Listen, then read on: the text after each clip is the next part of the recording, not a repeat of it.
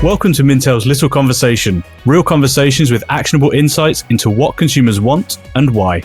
My name is Andrew McDougall, and I'm Director of Beauty and Personal Care Research at Mintel.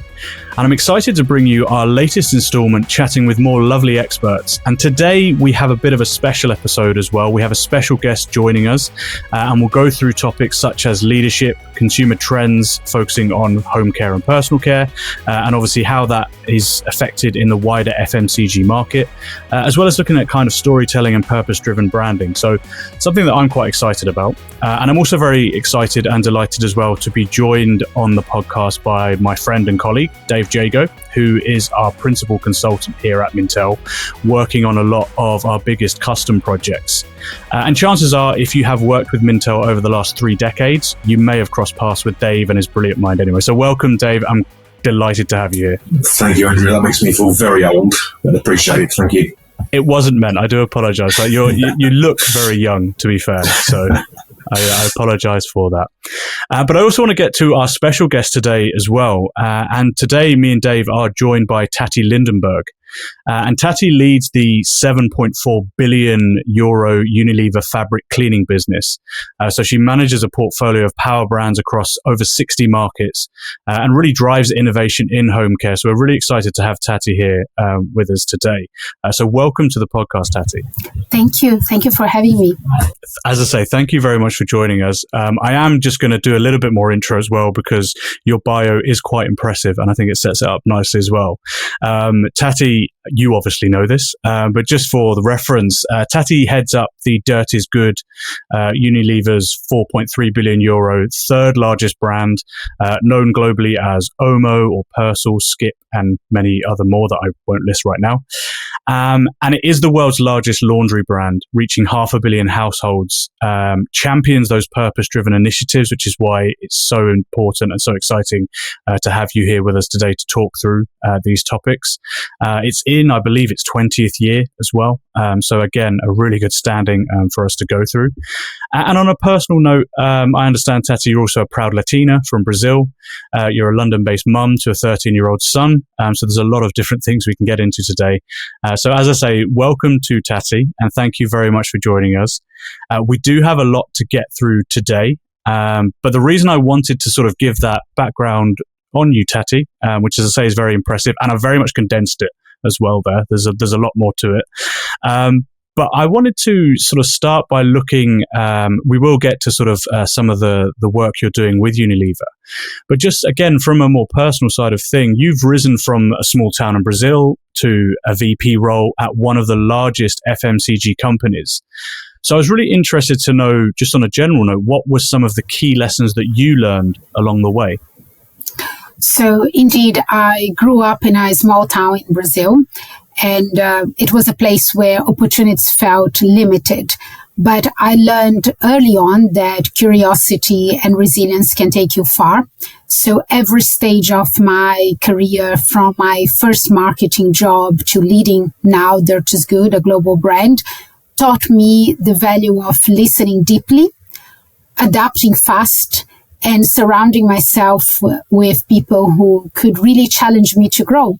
So here I am. No, it is, as I said, it is a fantastic journey that I only touched upon in a very small way at the start there. But I'm also fascinated as well because as a female leader in a traditionally male-dominated industry, I'd really love to know sort of what challenges you faced in sort of embarking on that journey and how you sort of overcame them. Is there any advice that you would give to young women aspiring to leadership roles, particularly in global organizations like Unilever? So you are absolutely right. Early in my career, there were moments I felt that I have to work twice as hard to prove that I belong to the table or deserve to be in a room. But over time, I decided to stop seeing my perspective and my uniqueness as a disadvantage and start seeing it as my strength. In fact, there are moments that I repeat to myself, my perspective is my power. Up until today, I do that often. And along the way, I've also managed to lift other women up. And so they hopefully don't have to fight those same battles alone. But I would have to say that it's really important that we keep reminding ourselves as women that our perspective and our uniqueness is the power that we bring to the table. Yeah, I think that's really important. You mentioned there about obviously one of your strengths, or one of the reasons that you've been able to progress, is that listening and being able to give your perspective. And I think it becomes through a lot more authentically then, which for anyone will help sort of give them a stronger standing moving forward in business and getting ahead in life. So it's interesting that obviously with these shifts towards diversity and with these shifts to or focusing much more on inclusivity in the workplace, it's a really important sort of area to make sure that you are understanding who you are and seeing the value that you can bring to organizations. Absolutely. And I must say that one thing I decided again early on in my career is that I didn't have to be the same or to reproduce what I saw a more male-dominated team, for instance, doing. And it happened not only for the fact that I'm a woman, but also, as I've mentioned, because of this small town that I grew up to. Even when I moved from this place to Sao Paulo, I also faced this point about feeling somehow out of place. And that's why this point on perspective is really important, because each one of us, men or women, would have a unique perspective. And I think that's the important thing to say, is not try to fit in, but just try to stand out as much as possible, being who you are. Yeah, I love that comment about perspective and sort of the uniqueness and the experience that you live can help, again, in as we're going to talk about in fast moving consumer goods, being able to connect with people and talk to people and tell those stories to people. With that in mind, I'd like to sort of segue to sort of our first section. I probably haven't segued very well there, but I would like to sort of maybe have a little look at some of the work obviously you've done and look at those changing consumer trends in fabric care. Myself and Dave have obviously worked in market research, looking at sort of what consumers want. And we have seen this kind of shift towards sustainability, towards convenience, particularly younger consumers as well, their expectations of how to use products and what products to use. So I guess my first question is probably based on some of our research that shows this growing consumer preference for eco-friendly cleaning products. And obviously with you being one of the champions at Dirt is Good and everything that's happening there, how is Dirt is Good adapting to meet this demand while maintaining affordability for 500 million households? Because we are in this crisis right now where value is being analyzed and overanalyzed in so many different ways. So I would start by saying that we know at Unilever that sustainability cannot be niche. It has to be accessible. And that's why we are investing in products, for instance, for short cycles, which significantly save not only time, but water and energy. We are investing in concentrated formulations, which also use less plastic and water. And what we are doing is making sure that we can invest in these innovations, but keeping prices fair. And that is the key challenge, and also our responsibility. How can we scale sustainable innovations without compromising on affordability, but also performance? Consumers repeatedly say, I want products that are more sustainable, that are eco-friendly, but they also want a laundry detergent to clean. So they are not willing to compromise. So this balance between making sure that we keep being and delivering top performance, that we are keeping the prices fair, not necessarily the cheapest, but also not the most expensive product that you would find in the market, and at the same time bringing in sustainability and novelty. And doing that at scale is where the challenge lies. Yeah, I love that kind of, because I almost feel like sustainability now isn't really a trend, it's an expectation. And I think you're right. It's ultimately, we don't buy a product to be sustainable. We buy it because we want it to work first and foremost. So that becomes really important. Dave, I just wanted to pull you in here a little bit as well, because I've been talking quite a lot. So you might be getting bored of my voice. But I know that you probably have a question or a couple of questions or a perspective on this that would maybe be interesting as well. Yeah, I was thinking, something that really interests me is, as well as thinking about keeping your brands accessible and sustainable, you've also got to keep them a constant appeal to new generations of consumers coming through. And when I grew up with Personal, because that's what my mum used in the UK, that was the brand we used. And later, Dirt is Good came along, and that that was a really interesting involvement. But how do you maintain the relevance of the Dirt is Good brands to the younger generation? I'm thinking about specifically of things like Wonder Wash. You can talk about that perhaps a little bit, because that's a really fascinating launch. So I believe the way to keep Dirt is Good relevant is actually threefold.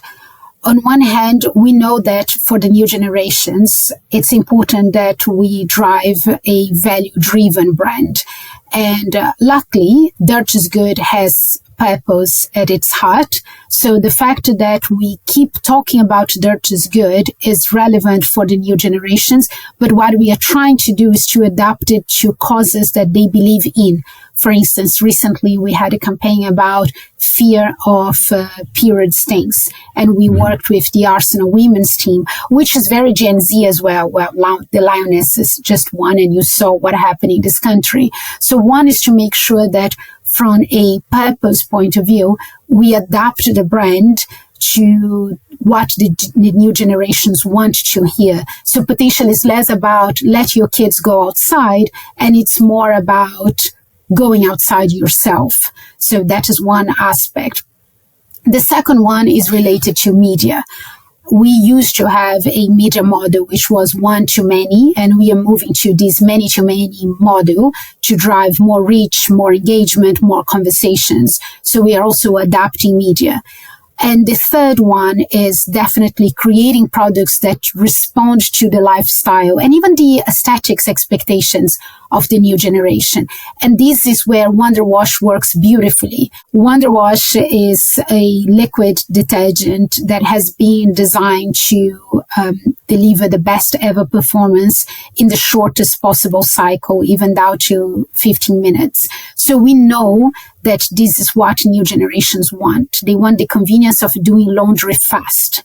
And if you think about laundry, technically speaking, it's not, especially in Europe, a chore that is effort. It doesn't require a lot of effort because technically speaking, you put the clothes in the washing machine, dose a laundry detergent, close it, done, gone. What takes effort is just the time that you needed to wait for the machine to work. So delivering a product that can wash as fast as in 15 minutes, it's something that we know that the new generations were looking for. So that is the aspect on product and also the aesthetics of Wonder Wash. It's one of the first laundry detergents that has a transparent pack. It has beautiful neon type of colors. So it's almost, I have to say, designed to be shared on TikTok, if you think as such. So in a nutshell, these are the three different aspects on how can we make the brand or keep the brand relevant for a new generation, making the purples relevant, ensuring that our media models also reach the new generations, but even more important, make sure that our innovation roadmap will respond to their needs. Fantastic. Thank you. It's interesting what you're saying there and about sort of the Dirt is Good campaign and everything that's gone into Wonder Wash in particular. I'm interested though, because you are, or Dirt is Good itself is present in 50 markets, I think, globally. How do you navigate that balance then between maintaining this sort of consistent global brand identity and everything you've just mentioned, but also adapting to local consumer preferences? Are there any real challenges there and how to sort of overcome them? Yes, there are many challenges. What we do is we hold on to the heart of the brand, the idea of Dirt is Good. I like to say that the idea is sacred, so nobody can touch it. But what we do is we flex the story depending on culture. A good example, from the beginning, we knew that Dirt is Good could only succeed if we understood and respected the values of each community that we would engage. And through extensive research, I think 15 years ago, we uncovered a consistent insight across markets such as India, Pakistan, China, and Vietnam. And the insight is that dirt was more acceptable if and when acquired in the process of helping others or doing something good. So if you would speak, for instance, about dirt is good in the process of just having a child, being creative, but not really doing anything good to society or to other people, those type of communications were not working in Asia. So that's when we decided to adapt the way in which we would bring the dirt is good stories to life. And even in the case of India, we added a tagline, for instance, in addition to the dirt is good tagline. So even in India, we would say, if dirt leads to something good, then dirt is good. And we did that on purpose because we wanted to make sure that people could understand what was the meaning behind the dirt is good idea. So it was very intentional. So this was an example of how we flexed dirt is good at the beginning of the dig expansion, let me put it this way. But a more recent example would be our campaigns to tackle the taboo around period stains. So we've launched 2 campaigns this year. And in the UK, this took form of a bold partnership with Arsenal women's team and Arsenal in the community. And what we did was a campaign which we challenged the stigma and we really, really tried to drive conversations. And all in hope that young girls could play without the fear of period stains. However, in contrast, we couldn't do the same in Saudi Arabia. And what we did then, we decided to approach it in a more culturally sensitive strategy, if I may say. And then we decided to focus as a media on henna salons, which are more private spaces for women. And we were basically landing the campaign within those salons. And we use like these beautiful henna patterns based on laundry symbols to educate women about period stain removal. So if you think about at heart, both campaigns are about period stains not being bad, or in other words, dirt is good. But the way that we approached exactly the same campaigns and the same consumer insight or societal insight was very different, not only from a partnerships point of view, but the overall approach of the campaign, the codes that we used in the campaign.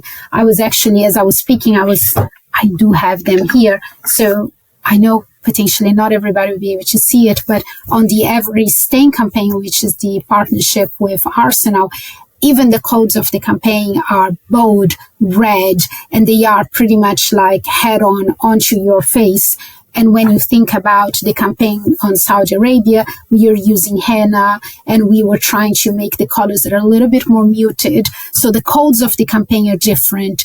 The way in which we landed the campaign used completely different media, but at its core, they are both about the stigma of period stains. So that's what we try to do, is to keep the ideas and dirt is good sacred and then flex it according to the cultural nuances of each market. That's really interesting as well, because I love those kind of, I mean, a lot of our research shows that there is this growing demand for brands with purpose, but it also, from what you've explained there with the differences culturally, it obviously has to be dealt with authentically. I mean, I remember just walking around London, Arsenal are my beloved football club, so it's something I feel very close with. But I do remember seeing the big adverts of I think was it Every Stain as part of the game with Beth Mead and a number of the other team as well, and it really kind of impacted and hit home because, again, knowing the work that Arsenal and the community do, again, that's something that's authentic and isn't always shouted about, but it's almost that right thing to do, that purpose-driven campaign, and so with that campaign and with other campaigns that I know Dirt is Good has done with kind of encouraging kids to play outdoors and those kind of things. How do you ensure that those initiatives sort of resonate authentically with consumers and don't come across as just marketing? I always ask myself, and I ask my teams to do the same, do we have dirt involved in that campaign, in that story, in the insight behind it? And the second important aspect, do we have freedom and resilience as part of the answer to that? If we don't have freedom, resilience, or that, we should not run any campaign or approach any subject. The reason why I'm saying is both in Saudi Arabia and in the UK, we faced minimum backlash or negative sentiment on the campaigns. And the reason is it is primarily about a stain, a period stain. So it's something that a laundry detergent brand can talk about. And the approach and the solution, if I may say, to the stigma or the societal issue goes around freedom and resilience. So because the brand stands for that since its inception, and because it is rooted on a stain or a dirt, then we feel we have the right to speak. And to be honest, people can sense that authenticity. So I received multiple campaign ideas throughout the last decade or so on people, multiple, I have to say, campaign ideas from people who would say, Tati, this is incredible. You could do this in Dirt is Good. And indeed, the ideas were incredible. But then when I was asking those questions, are we championing freedom and resilience? Is dirt involved?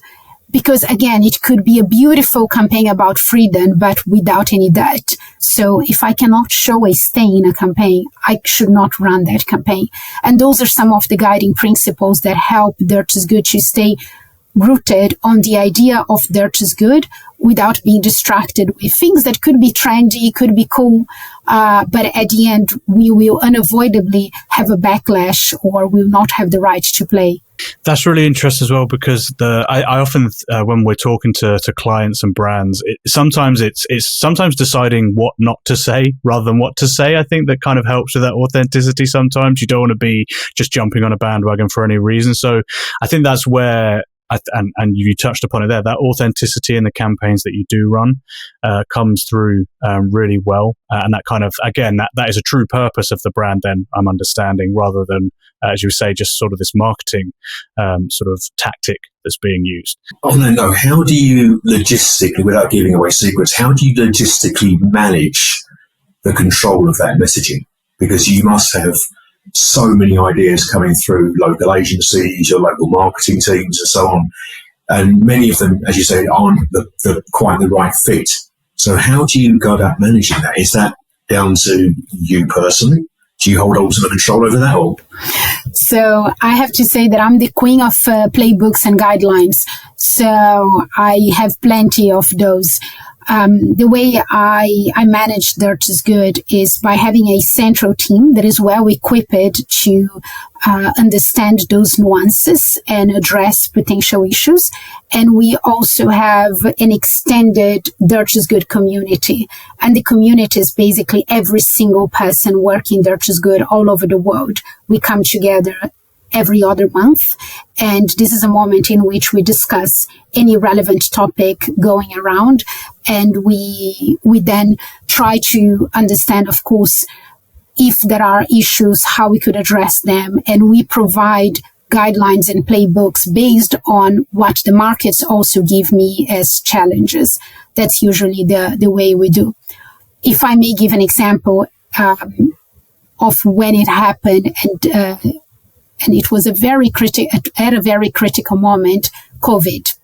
When COVID started, of course, I started seeing every possible brand in the world sharing a campaign, talking about stay home, etc. And I was concerned about, should Dirt is Good take a stand or not? Should we just remain quiet? But I decided that I would watch, learn, and wait for the best moment, if at all, to say something. And then I remember on a given Sunday, I received a message from the team in Argentina telling me that they have this incredible idea for Allah to take a stand. And it was the idea that sometimes dirt is not good. I flipped, of course, because I was like, first of all, as I explained to you guys, dirt is good, is sacred. So I was like, we cannot suddenly conveniently say that dirt is not good. Because if we believe that dirt is good, we believe that dirt is good in every possible occasion and every situation. But obviously, I understood what was behind the idea. And I also understood that the markets wanted and started pushing me for a point of view and to help them to take a stand should they wish to. And then we created a campaign in which we used a little bit of the dirt is good idea, but instead of saying that dirt is not good, we actually said that home is good. So that was the angle that we brought up.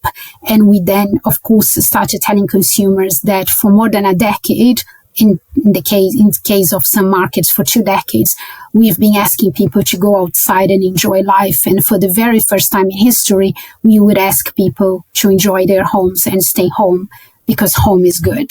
So that is a beautiful example of how to also keep listening to the pull that comes from the markets and try to address them as they come. I love that as well. I love that. As I say, I'm constantly saying sometimes the best thing to do is to figure out what not to say. So I love that you had that. That story is a great one for me to hear, because knowing that, this is how the brand had to sort of get around that challenge is really interesting and really important. And also, Dave, I know you said at the start there for Tati not to give anything away, but in my head I'm screaming, please get her to give away some secrets. It'd be wonderful. I just wanted to turn our attention, because we've spoken there a lot about the sort of the purpose-driven branding and sort of what to say, what not to say. And I think one of the biggest things, particularly when we talk about brands and marketing, and something we touched upon earlier, is that topic around sustainability. We know it's a growing priority for consumers. Again, the expectation is there a lot of the time for brands to be doing a lot more rather than consumers themselves, and sort of convenience plays a big role in everything they're doing. What steps Dirt is Good is obviously taking to reduce its environmental impact, but also I think the really important thing here with greenwashing and everything else is how do you communicate these efforts to build that trust with audience, and again stick with that authenticity that you've spoken so much about already? So we are indeed taking action, and that's the first important thing, that we just don't talk about sustainability, but we actually act upon. And we are taking action with mixes like Wonder Wash and the push for shorter cycles, less water, less energy. We are also reducing virgin plastic, and we moved, for instance, we were the first brand to move capsules from plastic tubs to carton boxes. We did that in France a couple of years ago. So we have a number of different initiatives to make our products more sustainable. And we are honest about it. And we usually like to talk not only about what we've done, but what is next. But we acknowledge that this is a journey. And as I've explained, the challenge and the complexity comes from being able to scale each one of those initiatives. So we are trying to be very clear to people that there are things that we still have to do. We have a plan. This is the plan, and bear with us. But unfortunately, we can just do as much given the size. But every single initiative that we have is by definition more sustainable than the previous product. And ultimately, all those initiatives want to become global, although they might roll out from one market initially. Yeah? Precisely. And what we try to do is usually we partner with a given market, and we bring it to life as fast as we possibly can. But we always have a plan to scale it up. So a good example is the cardboard boxes were launched in France in a small portion of our portfolio with one exclusive retailer. 6 months later, we've made it a national launch. 1 year later, we brought it to the UK. Nowadays, we don't have in Europe any single capsule in a plastic tub.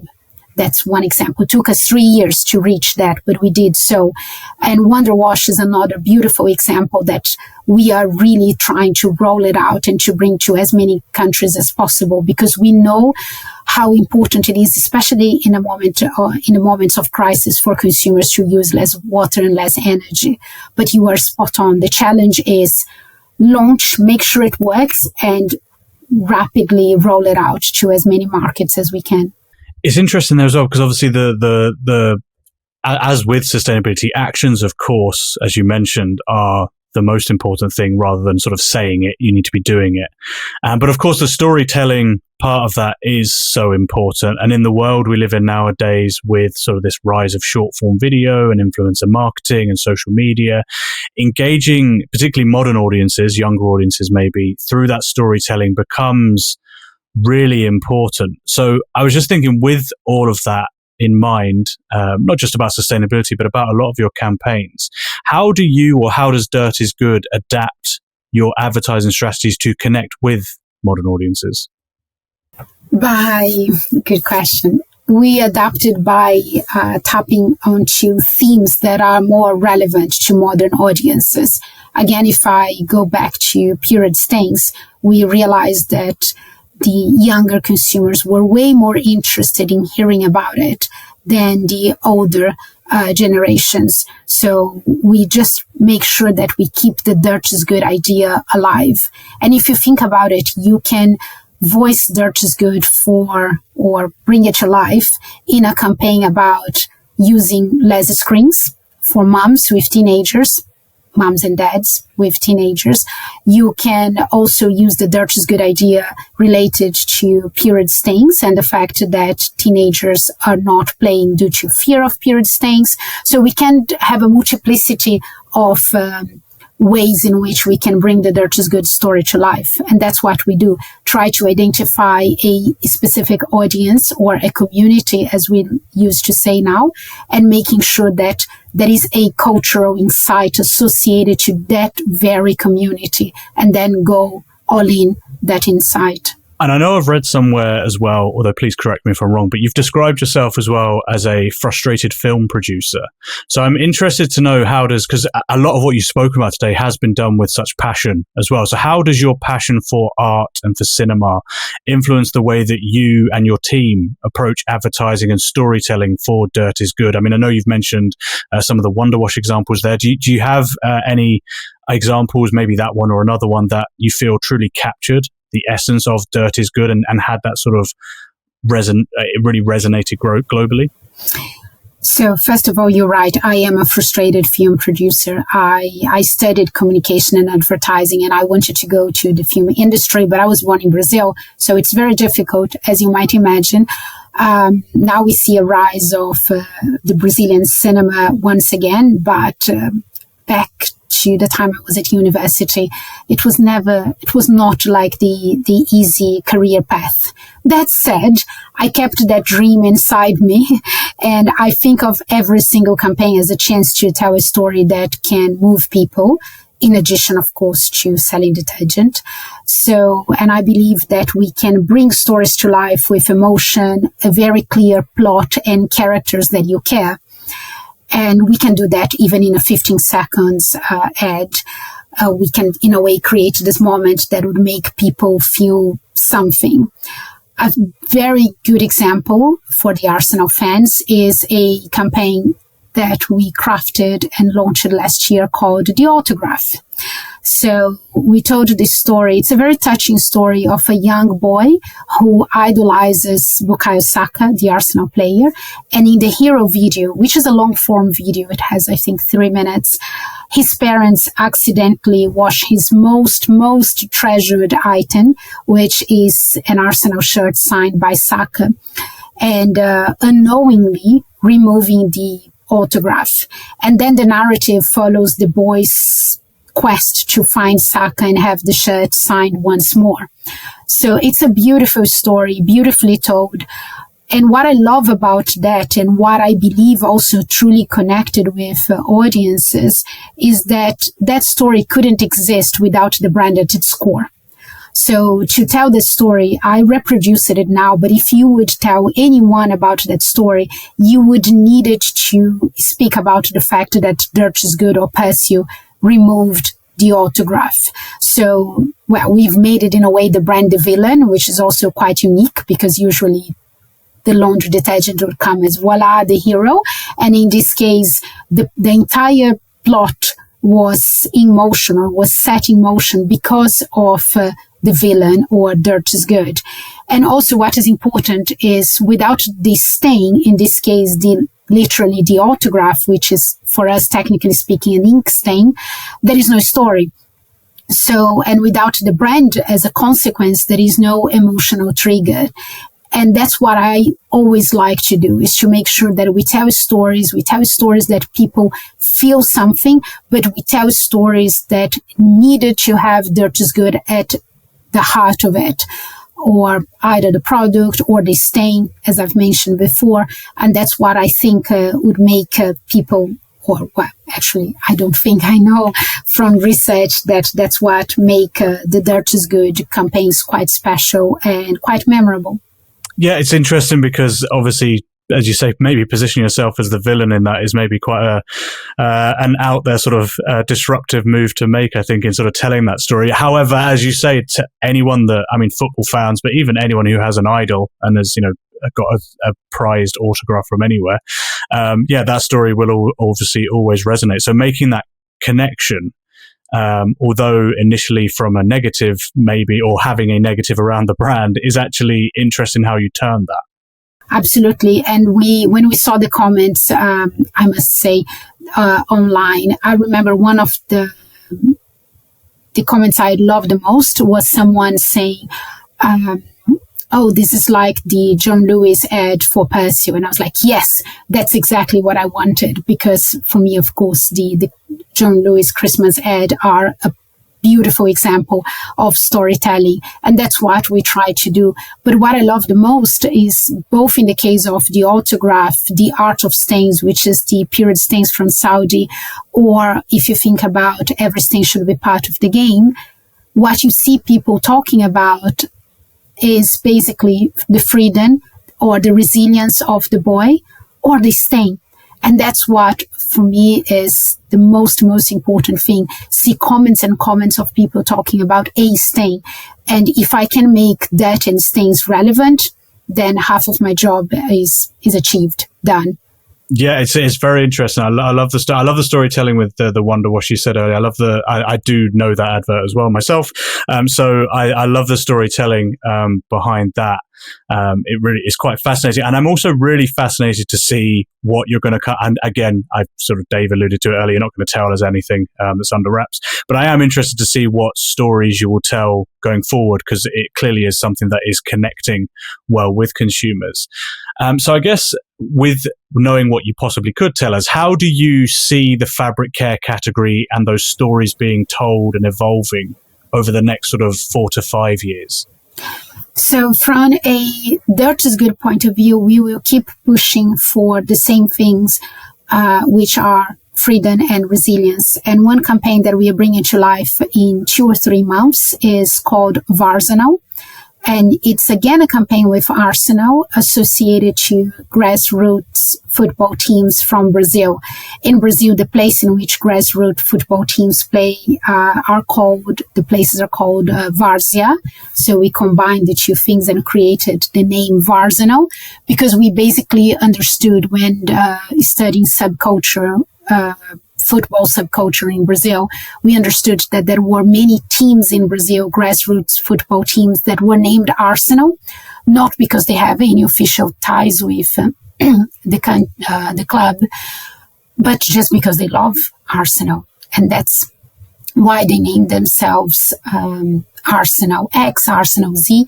So we created a beautiful campaign showing the grit and the resilience that these teams have. And we ran a small tournament in Brazil in which the 2 semi-finalists came for a final in London at the Emirates. So you can just imagine that some people from the team, they didn't even have passports. And not only they had a chance to come to London, to go to the Emirates, but they also had a chance to meet some of their heroes. So it's really a beautiful story that we are doing in a sort of like 6 episodes doc series that will come to life very soon. But set that advertising apart, what I think that will, the way in which fabric care or fabric cleaning will evolve, it's it's a fusion, I have to say, of technology and sustainability. So think a lot about machines talking to detergents or AI-driven machines, super concentrated products, services. So we know that fabric care will shift from something that nowadays is a household task or chore to something almost invisible in the background. So much more effortless, much more connected, and much greener. So that's what will happen in the next five-ish years. That's fascinating. And I do find it fascinating just listening to you today talk about, obviously, what Dirt is Good is doing and sort of the main point of the business, obviously being in that fabric care, home care space. But there's just the way you sort of tell those stories, like some of those, tying in those campaigns. It doesn't feel like there should be a story to tell there. But as you say, the authenticity behind it makes that connection, and it makes this sort of very engaging space for consumers to really feel that purpose and that connection with the brand, which, as I say, is something from our research. We are seeing that aligning with brands, even boycotting brands because of values, is becoming a much bigger thing, a lot more. So it really, really is fascinating. So thank you so much for sharing that with us today. I could speak for a lot longer with you and take up a lot more of your time, but I won't do that. I just wanted to thank you so much for joining us on the podcast today. Dave as well, I'm so grateful that you're here because some of your insights as well were not in my mind. So I'm so glad that you've been able to sort of pick Tati's brain as well. So thank you both for your insights and your input today. Thank you again. Thank you. Real pleasure. The pleasure has been all mine. It's been very, very easy listening. As I said, I wasn't even watching the clock, which I probably should have been doing as well, just enjoying the conversation quite a lot. But the conversation doesn't end here. You can head over to Mintel's LinkedIn and Instagram and let us know what you think on anything that we've discussed today. We'd love to hear your thoughts on any of the topics we've gone through today around leadership, storytelling, the future of fabric care. There's so much to sort of dissect from what we've gone through today. And if you want to know more about Mintel, then please visit mintel.com and sign up to become a member of the free Mintel Spotlight community for all our sort of blogs and sort of any data points and insights that we share on there. And you can make sure that you never miss an episode of The Little Conversation as well by subscribing on iTunes, Spotify, or wherever you get your podcasts. But once again, a huge thank you to both Tati and Dave for joining me today. I hope the rest of your day is filled with as much joy as I've had in the last hour. And thank you very much for listening as well. Goodbye for now, and we'll catch you next time for a new episode of Little Conversation.